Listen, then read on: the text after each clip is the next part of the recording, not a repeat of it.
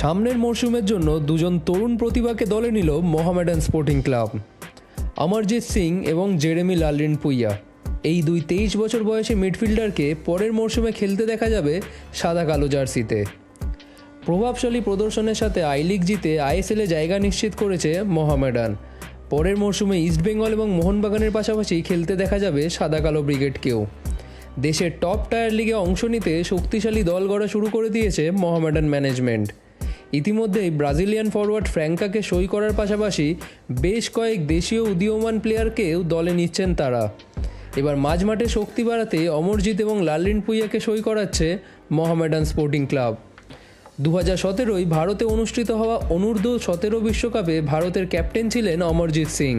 তারপর দাপিয়ে খেলেছেন বেশ কয়েকটি আইএসএল ক্লাবেও। ইস্টবেঙ্গলের পাশাপাশি এফসি গোয়া, জামশেদপুর এবং পাঞ্জাব এফসির হয়েও খেলেছেন তিনি। সদ্য শেষ হওয়া আরএফডিএল ন্যাশনাল চ্যাম্পিয়নশিপ বিজয়ী পাঞ্জাব এফসির ডেভেলপমেন্ট টিমেরও ক্যাপ্টেন ছিলেন এই অমরজিৎ। সুতরাং অমরজিতের যোগদান যে মোহামেডানের মাঝমাঠে শক্তি বাড়াবে তাতে কোনো সন্দেহ নেই।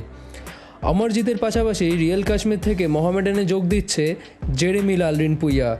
গত আই লিগ মরশুমে রিয়েল কাশ্মীরের হয়ে 23টি ম্যাচে 3টি গোল এবং 4টি অ্যাসিস্ট রয়েছে এই মিজো মিডফিল্ডারে। গত মরশুমে সিএফএলে ডায়মন্ড হারবারের হয়েও খেলেছেন এই লালরিনপুইয়া। মাঝমাঠ ছাড়াও উইংয়ে খেলতে পারদর্শী এই মিজো মিডফিল্ডার।